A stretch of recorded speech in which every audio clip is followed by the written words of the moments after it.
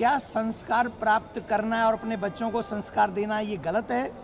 और अगर गलत है तो हाँ, मैं ये गलती करूँगा और हर भारत के माँ बाप को ये गलती करनी चाहिए कि उसका बच्चा सनातनी बने। अगर कोई व्यक्ति उसे चुराता है तो वो अपना तो नाश करता ही है, साथ में पूरे परिवार का नाश कर लेता है, इसमें कोई संशय नहीं। अपने शास्त्रों के माध्यम से युवा पीढ़ी को सनातन को जानने का जो प्रयास प्राप्त होता है, उसी प्रयास को हम आगे बढ़ा रहे हैं। चाहे भगवान श्री राम हो, चाहे भगवान श्री कृष्ण हो, उन सभी ने अपने गुरुजनों से पुराण और वेदों के प्रवचनों को सुना, ग्रंथों को समझा और उसके अनुसार पूरा जीवन जिया। उसी के अनुसार आज की हमारी युवा पीढ़ी मैकाले ने भटकाई।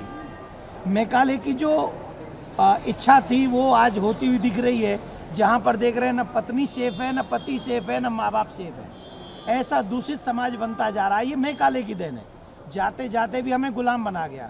हमें पुनः अपने कल्चर की ओर लौटना होगा और इसके लिए मैं छत्तीसगढ़ के सभी सनातनियों से एक निवेदन करूंगा, आप आओ या मत आओ, प्लीज़ अपने बच्चों को जरूर भेजो, अपने बच्चों को जरूर भेजो, जिससे वो पता चल सके उन्हें कि सनातन क्या है, भारत क्या है और भारत की परंपराएं क्या हैं। जब तक वो हमारी परंपराओं को नहीं जानेंगे तब तक वो अच्छा जीवन नहीं जिएंगे।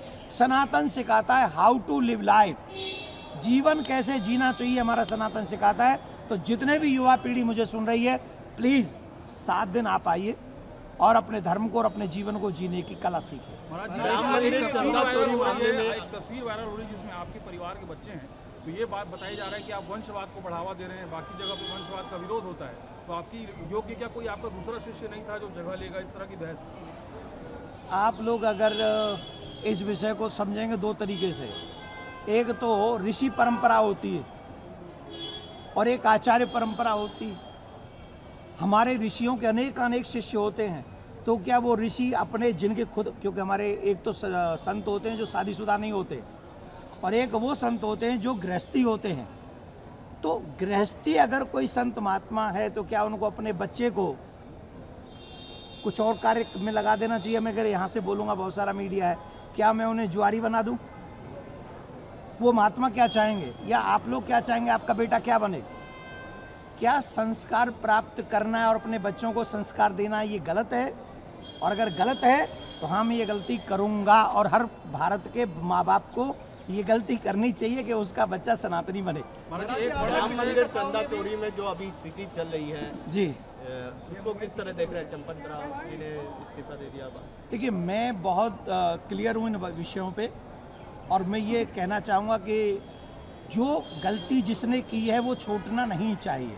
अभी भी जांच की क्रिया चल रही है और सभी के लिए बता दूं, मैं जितने भी सनातन को जानने वाले लोग हैं वो इस बात को समझ लें, भगवान के ऊपर चढ़ी हुई एक चवन्नी भी अगर कोई व्यक्ति उसे चुराता है तो वो अपना तो नाश करता ही है, साथ में पूरे परिवार का नाश कर लेता है, इसमें कोई संशय नहीं। महाराज जी, आपने पिछली कथाओं में भी ये आह्वान किया था कि आपकी कथाओं में टीका नहीं तो प्रवेश नहीं, तिलक नहीं। अभी भी कहता हूँ, नो तिलक नो एंट्री, क्योंकि तिलक, मैं रायपुर के और छत्तीसगढ़ से सबसे निवेदन करूंगा, नो तिलक नो एंट्री।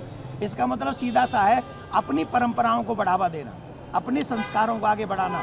हम लोग अपनी संस्कारों को नहीं बढ़ाएंगे, परंपराओं को नहीं बढ़ाएंगे तो कौन बढ़ाएगा?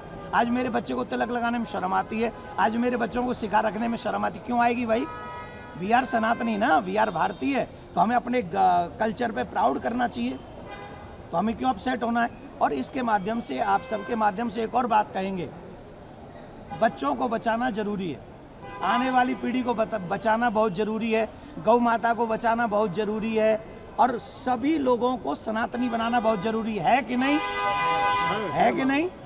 है। तो इन सब के पीछे इन सब को बचा सकता है वो है सनातन बोर्ड। आप सारे मंदिर जो भारतवर्ष में है वो सारे मंदिर सरकार से मुक्त करा लीजिए, क्योंकि कोई और धार्मिक जगह सरकार के अंडर नहीं है, सिर्फ भारत के मंदिर जो सनातनी मंदिर है वही अंडर है। सरकार को चाहिए कि वो हमारे मंदिर छोड़ दे और सारे मंदिरों को एक बॉडी बनाए, सनातन बोर्ड, उसमें 4 शंकराचार्य, क्योंकि शंकराचार्यों से ऊपर कौन है, और 5 वैष्णवाचार्य और जो श्रेष्ठ संत हों उनकी बॉडी बनाकर उन्हीं से गौशाला बनवाएं, उन्हीं से मॉडर्न गुरुकुलम बनवाएं जहां राम जी की चरित्र भी पढ़ें और आज का साइंस भी, साइंस विद सनातन, और वहीं से जो हमारे गरीब बहन बेटियां हैं उनकी शादी विवाह की व्यवस्था भी करनी चाहिए। ये सब काम सनातन बोर्ड कर सकता है, तो सनातन बोर्ड का होना मेरी नज़र में तो बहुत ज़्यादा जरूरी है। आज एक महत्वपूर्ण विषय धर्मांतरण के मामले देश और छत्तीसगढ़ प्रदेश में भी बढ़े हैं। लगातार कई ऐसे वर्ग हैं जो हिंदू देवी देवताओं को कमतर बता के अपनी तरफ खींचने का प्रयास करते हैं, क्या कहें? तभी तो हम यहाँ आए कथा करने छत्तीसगढ़ में, इसीलिए तो कथा करने आए। हर जगह कथा करने क्यों जाते हैं? उन्हें बता, हम किसी को कमतर नहीं आंकते। सनातन सबको जीने की कला सिखाता है, हम किसी का अपमान नहीं करते, और जो किसी का अपमान करते हो वो बड़े कैसे हो सकते हैं? और इसीलिए हम कह रहे हैं सनातन बोर्ड 2 लाख करोड़ प्लस मंदिरों में आता है पर ईयर। अगर उस धन का सदुपयोग हम थोड़ा भी 20% भी अगर इन हमारे आदिवासी क्षेत्रों में लगा दें और उनके धर्मांतरण को रोक लें तो हम वो करने में सक्षम हैं। लेकिन जब तक हम ये नहीं करेंगे तब तक हमारा ये धर्मांतरण ऐसे ही वो, क्योंकि पैसे के बल पे भी करते हैं। और मुझे आशा है सिर्फ नरेंद्र मोदी जी से, हमारे देश के यशस्वी प्रधानमंत्री जी से आशा है, जो आज तक नहीं हुआ, आज़ादी के बाद कोई प्रधानमंत्री नहीं कर सका कि मंदिरों को आज़ाद करके एक सनातन बोर्ड का गठन करे।